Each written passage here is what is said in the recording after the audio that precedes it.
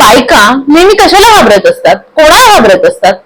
आता आपल्या आजूबाजूला इतक्या स्त्रिया असतात, पण तुम्ही सगळ्या स्त्रियांना बघितलं असेल ना, त्यांनी स्वतःला एक कोंडून घेतलेलं आहे. नेहमी स्वतःच्या मर्यादा राखून राहिलेल्या आहेत आणि त्यांच्यावर एक इनव्हिजिबल प्रेशर नेहमी असतं. आणि ह्या सगळ्यामुळे त्या नेहमी घाबरलेल्या आणि एकदा हिरमुसलेल्या असतात. त्यातला काही अपवाद सुद्धा असतात, पण तरी सुद्धा जर आपण आज बघितलं तरी जास्तीत जास्त स्त्रिया ह्या आयुष्यभर फक्त घाबरत जातात. तर ह्या नक्की कोणाला घाबरतायत हे आपण या कवितेतून ऐकणार आहोत. चला ऐकूया.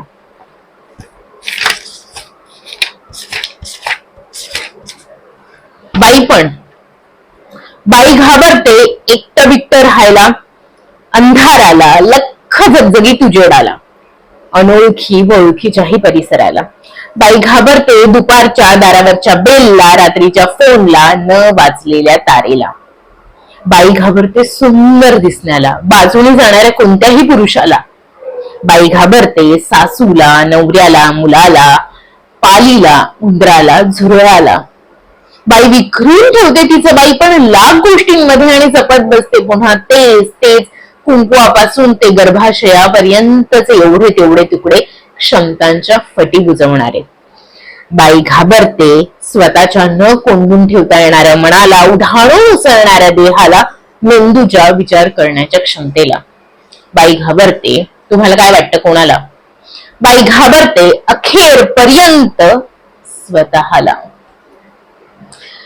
तर ही कविता आहे आणि किती व्यवस्थित सांगितलेलं आहे की बाई कशा कशाला घाबरते. सगळ्यात माझं फेवरेट आहे त्यातलं, बाई घाबरते सासूला, नवऱ्याला, मुलाला, पालीला, उंदराला, झुरळाला.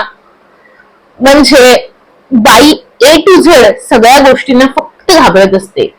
बाई घाबरते स्वतःच्या न कोंडून ठेवता येणाऱ्या मनाला, उधाणून उसळणाऱ्या देहाला, मेंदूच्या विचार करण्याच्या क्षमतेला. तिच्यामध्ये इतकं सगळं आहे. जर एखादी स्त्री नवीन जीवन घडवत असेल, या धरतीचं नवीन आपण म्हणतो नवीन जीव जन्माला येतो, त्याच्यासाठी स्त्रीच लागते. तर असा नवीन जन्म देणारी ती एक माता, तिच्यात किती शक्ती असेल, किती तिच्यात धैर्य असेल, जग बदलण्याचं तिच्यात किती सामर्थ्य असेल, पण तिला आयुष्यभर फक्त लोक घाबरवत असतात. कारण लोकांना माहितीये, पुरुषांना माहितीये की तिच्यात किती सामर्थ्य आहे. तर ही कविता आपले खरंच डोळे उघडणारी आहे. आणि हे सगळं कोण पुरुष किंवा बाकीचे लोक या सगळ्यांना सोडून सुद्धा सगळ्यात आधी एक बाई फक्त आणि फक्त आयुष्यभर तिच्या भोवती असलेल्या इनव्हिजिबल बाउंड्रीजना आणि ती फक्त स्वतःलाच घाबरत असते. हे आपण आपल्या आयांमध्ये बघतो, आपल्या आज्यांमध्ये बघतो, आपल्या आजूबाजूच्या अनेक स्त्रियांमध्ये बघतो. तर तुम्हाला ही कविता कशी वाटली हे मला कॉमेंट्स मध्ये नक्की सांगा आणि हा व्हिडिओ तुमच्या सगळ्या आजूबाजूच्या स्त्रियांसोबत शेअर करा आणि मला इंस्टाग्रामला फॉलो करायला विसरू नका @grishma_विस्पुते.